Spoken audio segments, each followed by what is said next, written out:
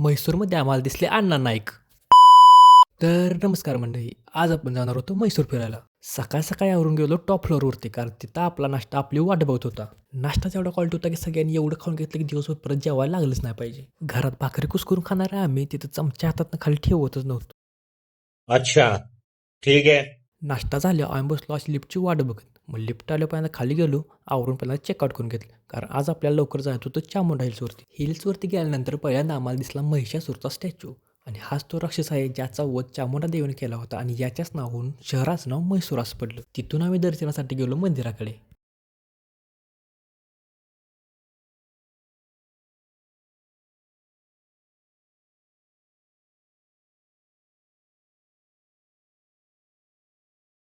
एवढ्या सकाळी जाऊन पण तिथे एवढी गर्दी होती की आम्हाला बाहेरनंच दर्शन घ्यायला लागलं. साऊथमध्ये राहून या दोघांची भाषा पण बदलली.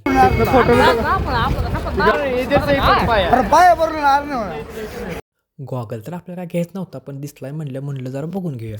गॉगल घातल्या सगळी म्हणत होती की हिरो कधी दिसतोय. मग मला काय पटलं नाही. मग म्हटलं जरा आरशात बघूया. परत मला पण त्यांचं पटलं, पण म्हटलं आता असू दे. आता म्हैसूरमध्ये जाऊन आपण वडापाव तर काही खाणार नव्हतो. मग आपण गेलो वर्ल्ड ऑफ म्हैसूर पाकमध्ये. एवढ्या प्रकारचं म्हैसूर पाक मी आयुष्यात पहिल्यांदाच बघितलेलं.